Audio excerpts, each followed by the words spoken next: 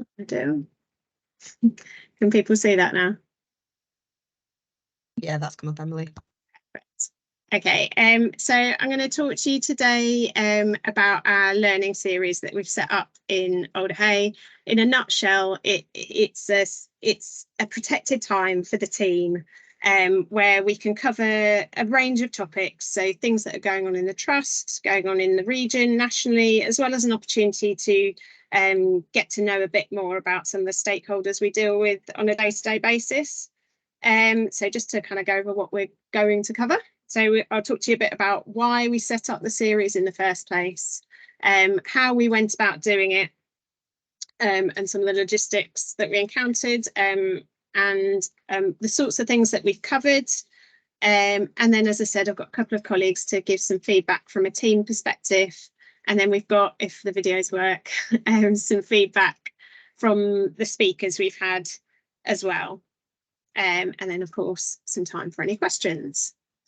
So the first thing was why. So the main reason we set up the series in the first place was on the back of feedback from the staff survey and the big conversation. So obviously each year, as I'm sure most of you do, we have the big conversation on the back of the staff survey. And one of the themes that really came out following sort of COVID years was a feeling around feeling a bit detached from the rest of the trust, and not having a real sense of kind of what was going on in the hospital. Part of that for us was driven by moving to hybrid working, which I'm sure is a common theme across teams, but also for us, we moved to a very shiny new building, which is lovely, but about 10-15 minutes away from the main hospital site.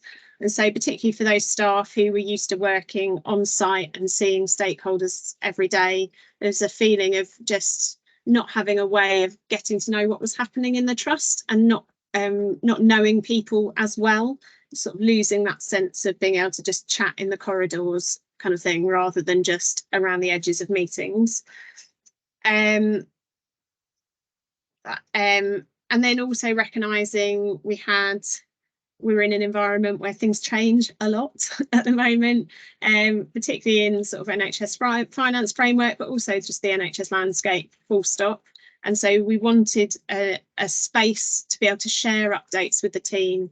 We tend to be on site together, all together once a week, and then people are in on other days, but we're only all together once a week. So we wanted to have some protected time where we could share key updates, and make sure everyone was on the same page and everyone had kind of the same understanding. And then also similarly for One NHS Towards Excellence accreditation, as we were going through our re-accreditation last year, we recognised there were quite a few bits where it'd be really useful just to bring people together, either to inform them, but also as a space, sort of safe space for discussion around various topics. So thinking around sustainability, EDI, that kind of thing. It's really useful to have ready built-in slots every few weeks, so that we know there'll always be a space where we can kind of get together. So then the next slide is on how do we make it happen. So the first thing was making sure that everyone in the senior team was signed up to this. It was something that they were on board with, that they were able to make the time and commit to make the time to being there. So really setting the tone at the top. And then so what we've done is we've set aside 2 slots a month, and we call it protected learning time, but it's really clear to the team that it's not mandated. It's their choice whether they come along. And obviously we strongly encourage people to come, but we don't want to feel like it's just another meeting in an already packed diary that people have to go to.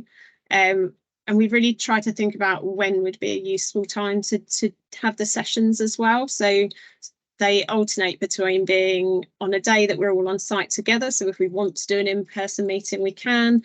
But also then the other one in the month is on a day that we're not all on site together. All the meetings are on Teams anyway, because not all our team are always on site. And we have 1 slot a month that's in a lunch hour slot, and 1 slot that is not in a lunch hour slot. And that was following sort of feedback from the team that some people felt they'd be more able to make it if it was at a lunchtime. Other people felt like they didn't want it eating into their lunchtime. So we try to have a bit of both to make it as accessible to as many people as possible. And then we went out to the team to get ideas as to what they wanted to hear about. And it's kind of changed over the course of time. So initially there was a lot around like what's going on in the trust, what are the key updates for the team around business planning. It's often around what are the updates around kind of the plans and what does that mean for me, and how are tariffs changing and all that kind of thing. Whereas more recently we've been doing a focus on EDI, and that was following feedback from the team. But we regularly check in. So every now and then someone will email and say, oh, have you thought about having this person in? Or we don't know enough about, recently I had one on, we don't know enough about coding. Can we get someone from the coding team to come along? So just that regular kind of check back in to see if anyone's got any new ideas of gaps they think that need covering. And recognising that we've got 2 slots a month, and that's quite a lot of slots to fill. We also reached out to kind of finance friends, so stakeholders we already had relationships with, where if you're sat in a meeting you think, oh, that would be really interesting, the team would love to hear about that, kind of reaching out to those friends to ask them to come along.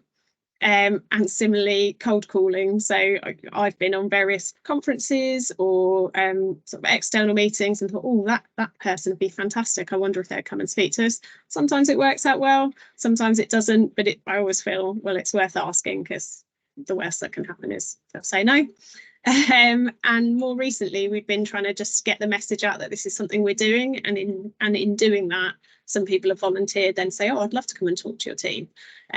So that's kind of how we filled the slots up. So what have we done? So we've had 24 sessions to date. As said, they're every 2 weeks, 45-minute sessions, so roughly half an hour of someone coming and talking, and then 15 minutes of questions. We've got this lovely cloud in the middle, which kind of says the sorts of things that we've covered. We try and cover a real broad range. So we've had quite a lot of our exec team have come and done a talk to us around either like a day in their life or their career to date, and that's been really, really useful in terms of the trust, the team feeling like they understand a bit more around the leadership in the trust, and knowing them beyond the level of just being in a meeting with them. And some of the things that have been shared, I've only been in the trust a couple of years. I didn't know a lot of the career path to date. It was really insightful and just help you understand kind of their life a bit. So we've had that.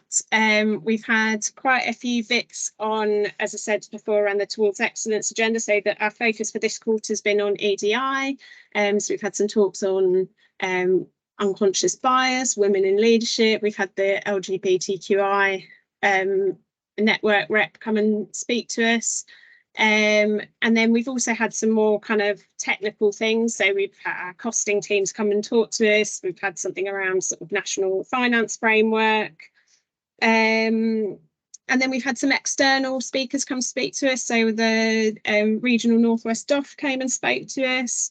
We've had the Children's Health Alliance come and speak to us, and our charity. So all those things are a little bit outside of the kind of normal day-to-day work for the team, but gives them a real insight into the sort of more national or regional picture, which has been great. And then we've had some really fascinating kind of topic-specific talks. So we had someone talking to us about health inequalities, genomics, the sort of research portfolio. So a kind of real mix of different topics, and a range of internal and external speakers. So I'll hand over now to I'll start with Rachel, if that's all right, to just talk about how it's been for the team and kind of how they felt and how it's landed for them.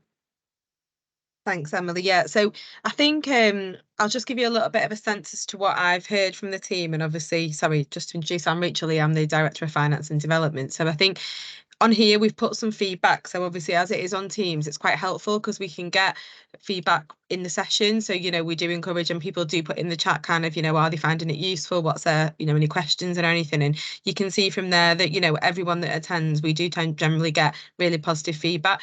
We do get honest feedback. So sometimes people will say, oh, actually, that didn't quite, do what I needed it to, or actually, could we expand and have somebody else? So we do try and encourage both so that we can learn from kind of anybody that we bring in the future, what's worked and what's not worked as well. The sessions are still really well attended. So obviously at the start, we had a really high, everyone was a bit like, oh, what's this? I'll come along. And you always expect that, they'll start to wear off, but actually we still get regularly at over 20 people attending. So, at least 50% of the team, if not more, attend. And a lot of people who can't attend do watch it back as well. So I think that's proven to us that it's working, because we still get people that, still encouraging to attend, but also coming up with the new ideas. So I think, we're nearly a year up now, and actually people are still wanting to come up with them ideas as well. I think the other thing for me, just probably, kind of hearing from the team themselves, is I don't think people realised how much they needed this until we put it in. So I don't think it was something that if you were sat thinking, actually, I need to hear about this, or I need to hear about it. But what it has done is it's really kind of helped people to get a more broader understanding, but also just to take that 45 minutes out to really learn about something else. I think particularly being in, in finance and being off site, we can become quite insular and just think about what's happening in our department. But actually this makes it really kind of, people just get that time just to find out what else is happening, and just to think about other things as well. So yeah, I don't think it was, not everybody probably thought they needed this or that it'd be useful, but since we've put it in place, I think the feedback has been, actually, yeah, I've really learned from this, or it's really helping me to connect with somebody and learn about what they're doing. So that's just a bit from me about general kind of feedback and what we've got. But I know Audrey might want to add as well a little bit from her own personal experience and within her team as well. Thanks, Rachel. Hi, everyone. I'm Audrey Chindia. I'm a business accountant at Alder Hey, and I look after the division of medicine. So obviously, for me personally, I've really enjoyed this learning series. I think it's been really eye-opening, and it's allowed me and the rest of the team to really connect, with some of the people that we don't necessarily deal with on a day-to-day basis.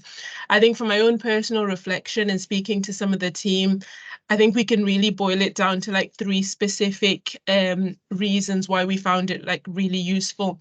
So the first one is it's really helped from a professional perspective. So in our day-to-day roles. So if I give you an example of myself, I'm a business accountant, and I'm often in meetings with the execs and a lot of senior leaders in the team. And those meetings are very much around, our day-to-day in terms of our day-to-day processes and our day-to-day work.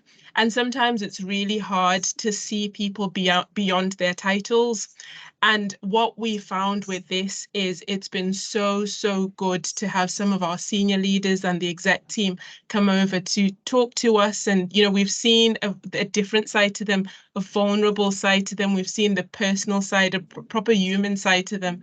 And that's been really useful. We've been able to connect. And for me personally, I go into meetings now and I see our chief nurse and I see our chief operating officer, and I don't see them for their role. I can relate to them on a personal note, which has been really good, and has helped to break barriers and build those real relationships.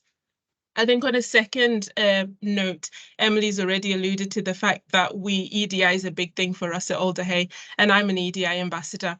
And this learning series has really given us the space and the opportunity to raise the awareness of EDI, to raise the agenda. So one of the things that we've done is, as part of, I'm sure you saw in the previous slide, we've had a couple of EDI sessions and different speakers. And one that I found to be really good is, for those that may have attended the inclusion conference last year, we had a keynote speaker called Asif Sadiq, and he was really good. His talk was really inspirational. So we played that at one of our learning series as an actual session. and then had a talk about it at the end. And what that did is it helped, it brought that situation to life. So for the colleagues that weren't at the conference, they had the opportunity. And at the end, we were then able to have a bit of a discussion around what people thought, but it helped to raise that awareness and bring issues on the table that we may have perhaps needed to have a separate meeting about, but it was just really the right environment and the right way to do it, which I found to be really useful, and we got a lot of positive feedback from it.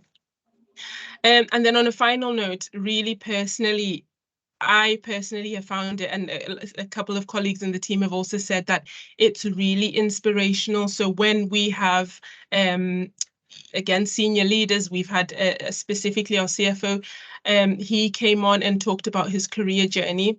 And it was really inspirational because sometimes you look at, as an example, you look at senior leaders and automatically think, oh, it's been an easy path for people. So it was really interesting for the team to have one of our execs colleagues come onto the call and talk us through their career journey. It was inspirational, it was motivating. And again, it just allowed people to connect with that individual on a personal note. So overall, I think for me personally and the rest of the team, it's been really well received, and it's been life-changing. It's been really, really good. Thank you. Thanks, Audrey, and thanks, Rachel, for taking the time to give that feedback. It's really helpful.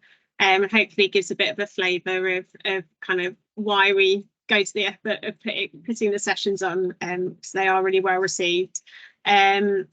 So just moving on to the next. So this is where it might go technically all a bit wrong, but I'll give it a go. So I've got a couple of videos to share just of people who have been the speakers for the sessions and kind of how it's felt for them. So just bear with me while I bring those up.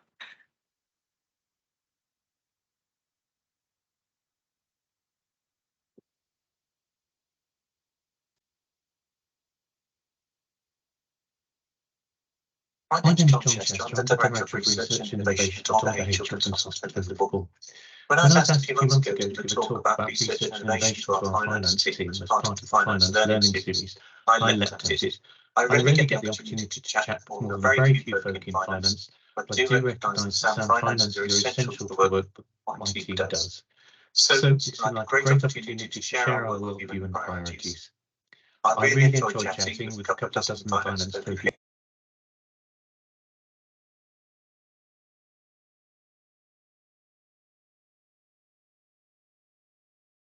Sorry, Emily, I think sound. Emily. The finance folk were really interested to understand what my team do, very keen to help us succeed. I genuinely enjoyed the transaction. I'd be delighted to be invited back, and I thoroughly recommend this interactive approach to maximise the benefit which we all bring to patients together. Okay, that was the first video. Did that work okay? People hear that? Yeah, it just went for a minute, Emily, in the middle, but we could hear most of it.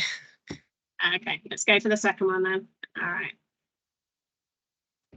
Hi there, I'm Nathan. I'm the Chief Nursing, AHP and Experience Officer here at Alder Hey, and just wanted to share some reflections on being part of the Finance Learning Series. I really enjoyed spending some time with the finance team. It was great to see the whole team. I don't often get to spend time with all of them, and it was really lovely for me to take some time to reflect on my career and some of the things that I shared with them. It was also brilliant to have a discussion afterwards and really interested in some of the questions that they raised. And for me, I think it was a really good way for some of our non-clinical colleagues to feel really connected to some of the work that we do here at Alder Hey, looking after children, young people and their families. I thought it was a brilliant idea. It was really well attended, and I think it really helps bring the whole team together. Thanks for having me.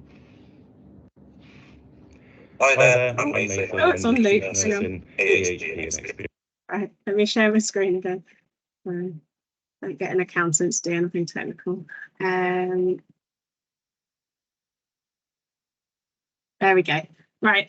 So that was our chief nurse and our director of research innovation sharing kind of what it's meant for them, and hopefully that just gives a flavour of how actually, despite it being another meeting in their very, very busy diaries, actually it was a really beneficial a session for them as well, and they both reflected back to me how much they enjoyed it and enjoyed getting to know the team a bit as well.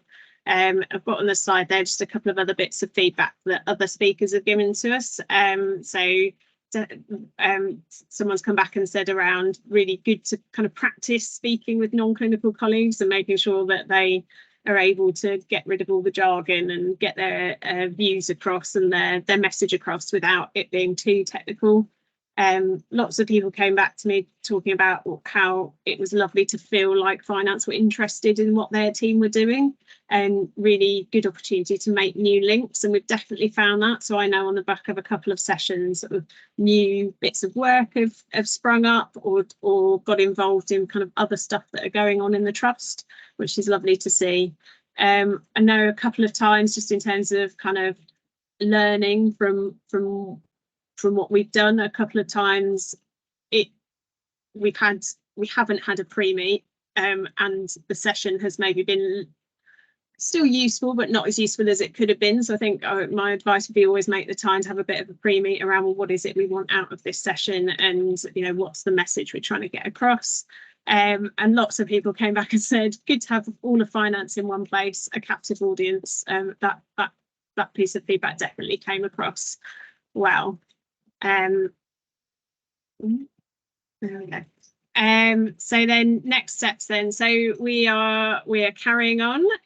We've booked up now until the end of this financial year, so to the end of March. So I'm just in the process of writing out to people to get volunteers for next year and asking the team if they've got any new topics, although I have quite a long list already of sessions that people have recommended to me or asked for that I haven't managed to get on the agenda for this year yet. And then so it's continued engagement with the team. And then the last one is around showcasing. So we're really trying to kind of get the message out there around what finance are doing, both within and around the learning series, but also other stuff that we're doing. So we've presented at our EDI steering group as a trust. We've presented to various divisional boards, and we joined a stand for our Freedom to Speak Up week around what finance we're doing kind of in the EDI space, but covered the learning series as part of that. And that's been a really useful opportunity, actually, and another way to make good contacts for speakers further down the line. But also a lot of other teams have said to us, oh, that's really interesting, we'd like to do that. And we're talking around, could we do this as a corporate group rather than just for finance, rather than kind of just replicating it across lots of various teams. So that's something we're looking at the moment. And I think that brings me to any questions. I'm going to stop sharing now so that I can see faces. Yeah, happy to take any questions.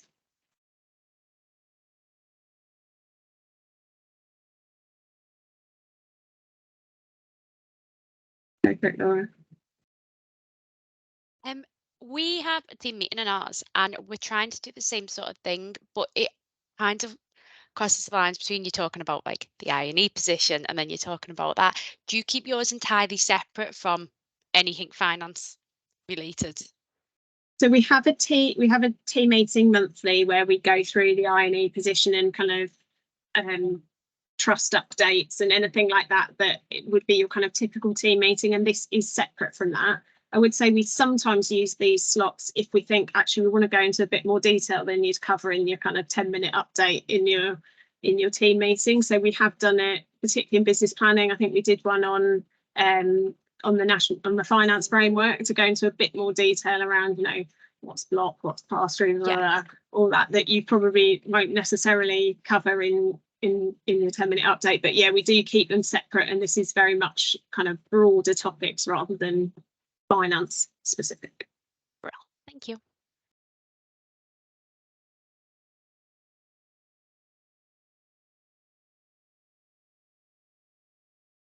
All right. Well, if there is no further questions, any other questions? Oh, there you go. Lily. Hey, just get myself off mute. As Laura was saying, we're probably a little bit earlier on in terms of what we're doing with the wider community. I was going to say, how do you get everyone engaged? The team or the speakers? The or team, both? well, I suppose both, but the team, how do you get the team engaged to come along to the different sessions that you're doing, or is it different uptake depending on the session? Definitely different uptake depending on the sessions. I think a top tip would be to start with some quite interesting ones. So we had from our innovation department, but a guy who's very passionate about health inequalities was one of the really early ones, and I think probably one of the exec ones, possibly Nathan's chief nurse one, was quite early on, and they were ones that the whole team kind of were engaged in and wanted to come and hear. I think going back and asking the team regularly, so a lot of the slots are things the team have asked for, so that helps. I think the fact that it's on Teams, so they can be on there and eating their lunch or doing whatever, then that helps. I don't know, Audrey, Rachel, any other top tips? No, I think it is mixing it up, isn't it, as you said? So I think, because it kind of come from them, that definitely helped, didn't it? Because we were responding to sort of something that was raised through the big conversation and staff survey. So it definitely felt like it was a need that was there. But as Emily said, probably making the first ones quite interesting and new people that they wouldn't have necessarily have met before or come across, then that probably helped to attract them early on.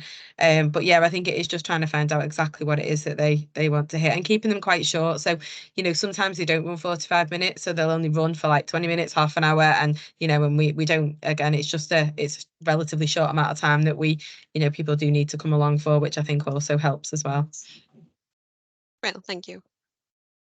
Yeah, I would echo that exactly the same. I think it's asking them what they want. But for me personally, I think the personal ones have really gone down really well. Getting to know, connecting with people a bit more. I think that's definitely worked. Thank you.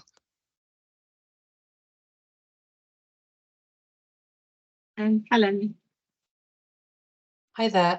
Just on a practical level, how many people have you got involved in this, and do you take it in turns chairing, things like that? Because so often things fall to one person, so it's a bit of a workload for you, isn't it?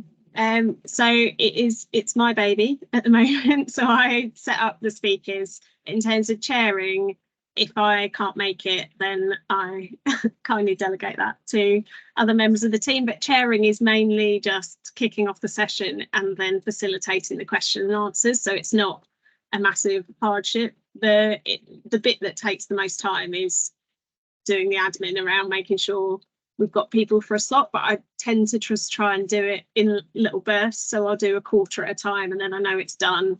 And it's not too much because it's on Teams. It's not like you've got to book a room or, it's not too bad. Excellent, thank you. Definitely Emily's baby though. I think just on that point though, I think, it has, obviously Emily's really driven this at our organisation and put it in, and I think you need that, don't you, with anything, but particularly with this, because it does take that. There's a couple of things, isn't it? It takes the dedication to get them booked in, but also that cold calling early on has really paid off, because we've kind of, and Emily has reached out, but you weren't scared. You asked people, didn't you, who do you know and can you do that? And I think so there's probably a standard email that goes out now to everyone, which obviously is really helpful because anyone can share it. But I think having somebody who's got the passion it's critical with all of these things, isn't it, to make sure that they do happen. But yeah, doing that cold call, and it's not for everyone, but it definitely pays off if you can get someone that can do that.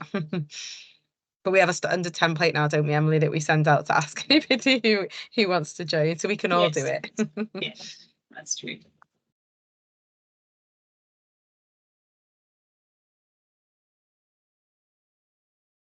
Excellent. Well, if we haven't got any more questions, I will give you all half an hour of your lives back. Thank you ever so much for taking the time, and hopefully it was a useful session. Thanks a lot. Thank you. Thank you. Thanks, Emily. Bye. Thanks, everyone. Take care. Bye.